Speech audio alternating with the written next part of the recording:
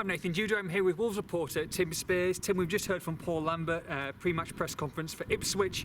Huge game on the back of that Reading defeat. But if you didn't know him, he was pretty upbeat, wasn't he? Yeah, I mean, he always is, and it's the only way he can be. He can't be all doom and gloom and say, "Oh God, this is miserable. This is awful. How are we going to get out of this mess?" Mm-hmm. You know, no manager does that at any company. You know, you want to lift your employees, don't you? Wherever you work, if you're the boss, if you're the one that everyone's looking to. Yeah. So I know that positivity does great with fans at times, especially on the back of six defeats in a row. But that's the way he is. He's not going to be any other way.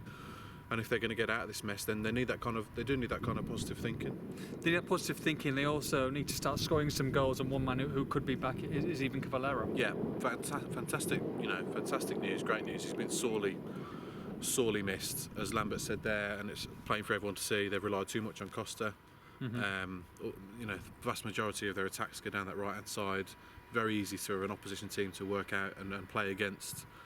So Costa's had a tough time of it late. It's time to share the load. And Cavallero, although he's very unlikely to start tomorrow because he's not fully fit, he'll be a big boost to have him back, because you know they really miss creativity in the final third. Great option to have, and probably will help out Helder Costa as well, most importantly. That's what I mean. It'll help out Costa. I mean, he's tried Vyman up front on Saturday. I think that's something he'll look to do as well, which means that he can play Cavallero on the left. And all of a sudden, you know, if Cavallero comes back in big form, in good form, then you've got two wingers down each flank, both who can win you a game. Wolves have hardly got any match winners in their team at the moment, so that's great news. One person who will miss the game, Mike Williamson. Although, to be fair, would he have played 2 games in 4 days? No, good point. Possibly not. I think we will see a few changes tomorrow. I mean, it's a very different game. They've got a lot of games coming up, haven't they? Yes, they've got another midweek one away at Brentford next Tuesday as well, and then 8 games in April. So that's, you know, so they are going to need the core of their first team squad. I'll be interested to see what changes he makes tomorrow. I think he selected a very specific team for Reading against a team that likes to keep the ball. You know, Ipswich, you couldn't have a more contrasting style. They'll be direct, wingers, aggressive, in your face. You know, Reading. That's just Mick McCarthy. That's just Christoph Berra. Complete opposite of Reading. So I think we'll see a different team tomorrow, and hopefully one that gets 3 points, because my God, they need them. They absolutely do. No word on Joe Mason yet. I assume that he's not available. No, he's not available yet. I think they're hoping he'll return to training this week, but he'll need a little bit before he's ready for a selection again. I think Paul Lambert said that he's had a meeting as well with the players, and they've talked about that. And there's obviously a concern with the league position, but the way that they're playing, I know we've mentioned it and touched on it before, but they're not at panic stations yet, are they? No, they're not. They're not shipping a lot of goals, which I think is important. They are short of confidence. I think that's the problem. I'm not too concerned with the system they're playing or the tactics that they're playing, or even necessarily the personnel, because you know there's not like there's guys on the bench you're screaming to get in the first team necessarily. So they need a bit of luck first and foremost. They could do with just grinding out a horrible game 1-0 tomorrow might be that one against an unfashionable team in Ipswich. But yeah, I mean, he said last week that the biggest problem was that when they're dominating games, when they're on top, when they're seeing a lot of the ball, which they have been in almost all of their games recently, they need to score. They need to ram home their advantage when they're on top.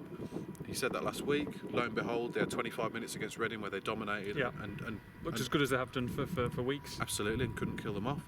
So I'll put that to him in there. You know, is it a tactical problem? Is it confidence? He thinks it's a bit of both. I think Cavallero coming back will be a massive help in that regard, because you know that they've got no problems getting to the final third. It's what they do with it then that counts, and it's the final ball or that final shot has been lacking for weeks now, all throughout this run. That's what's got to change. I think everyone can see it. They've just got to start doing it. No chance that he'll play 2 up front, do you think? You think he'll still go with? I don't think it works for them. No, I don't think it works for them. And you know, Noor and John Daddy, one goal between them since August the 20th. So the two of them together. I think if Cavallero's fit, you certainly want that more creative player. Sure. Instead, yeah. Mick McCarthy takes charge, and he's not got a bad record against Wolves. Unbeaten since being sacked in 2012. I think it means more to him. I think he's got a record of saying that, saying a win it's more than 3 points for him against Wolves. That's just the way he is. He'll have all his players fired up. You know exactly what you're going to get for them. They're unbeaten in 6, so exact opposite to Wolves in that regard. I think they've drawn 5 of those and won 1 of their last 6. So it'd be a tough game. And they've only lost 1 home game since Boxing Day as well. Yeah, well, it's about time they did then, isn't it? Yeah, absolutely. So, like I said, you know exactly what you're going to get. I think Tom Lawrence is their danger man. He's just come back from injury now. He's got 8 goals already this calendar year. Mm-hmm. So it's up to Wolves to want it more and to be as aggressive as Ipswich and to get in their faces and win all the 50-50s and win the second balls. And hopefully they get an early goal and that confidence comes flooding back, because, you know, they're overdue giving someone a spanking, to be honest. And hopefully that comes against Rotherham on Saturday, but if not, maybe tomorrow night. One man who did come back into the side, Roman Sace, on Saturday, and Paul Lambert was keen to praise him. Yeah, it was a bit of a surprise to see him come in. I think he'd fallen behind like Lee Evans in the pecking order and Jack Price as well and George Saville, but it opened up for him. He said he likes him in a 3, a midfield 3, because the formation was slightly different on Saturday.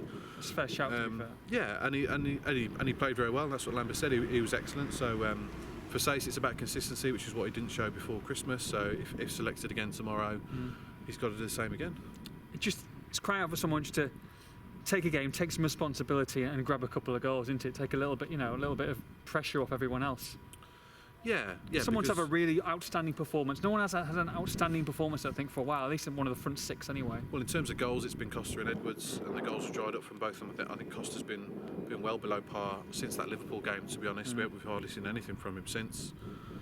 So, I think Dave Edwards is tired as well. But are you surprised that Brighton Bakari's playing tonight for the under-23s? Yeah, I am.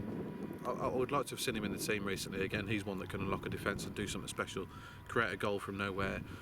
Maybe now that they're 1 point above the relegation zone, he's thinking, it's not so much about skill. It's more about the people that can grind out a win and grind out a game, and the people who've been there before and know how to do that. Talking to Mick McCarthy, Neil Collins, one of his former players who writes a great blog, he was saying last week that when they were in real trouble under Mick a few years ago, I think they were playing Palace away, and he selected a team of cloggers, and they got him a 2-0 win. I think Michael Gray and Kevin Kyle scored that day. Right. So it's horses for courses, isn't it? I think you need your characters, and your guys are going to have 100% to step forward. They can't be carrying anyone during this run that they're on at the moment. They need people to step up. Looking forward to that drive? Well, you're driving, aren't you? Yeah, well, you're picking me up. I don't fancy that drive. No, long trip, and not many are making it. I think Wolf said last week just a small few hundred making that trip. But for £37.50 a ticket, I don't blame them, to be honest. After losing 6 in a row, you're not going to get many fans there. But hopefully the ones that do make that long journey will be rewarded, because they're well overdue a good win, a good performance. And the ones who don't go, stick with us for all the build-up on this one. Make sure you log on to expressandstar.com.